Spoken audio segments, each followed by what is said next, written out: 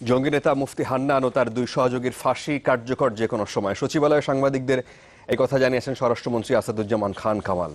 এদিকে ফাঁসি কার্যকরের সব ধরনের প্রস্তুতি নিয়েছে কারা কর্তৃপক্ষ। কাশিমপুর এবং সিলেট কেন্দ্রীয় কারাগারের আশপাশের এলাকায় জোরদার করা হয়েছে নিরাপত্তা ব্যবস্থা। বিকেলে সার্বিক পরিস্থিতি পর্যবেক্ষণ করতে কারাগারে যান ডিআইজি প্রিজন্স। এর আগে মুফতি হান্নান এবং বিপুলের সাথে দেখা করেন পরিবারের সদস্যরা। দুটি অ্যাম্বুলেন্স ঢুকেছে কাশিমপুর কারাগারে। এদিকে জঙ্গি রিপনের ফাঁসি কার্যকরের প্রস্তুত সিলেট কেন্দ্রীয় কারাগার। দুপুরে এই তথ্য জানিয়েছেন senior jail super Mohammad Sagir মিয়া। কিছুক্ষণ আগে দ্বিতীয় দিনের মতো রিপনের সাথে দেখা করতে কারাগারে গেছেন তার পরিবারের সদস্যরা। হাইকোর্ট এবং সর্বোচ্চ আদালত তার ওই যে শাস্তি বহাল রেখেছে।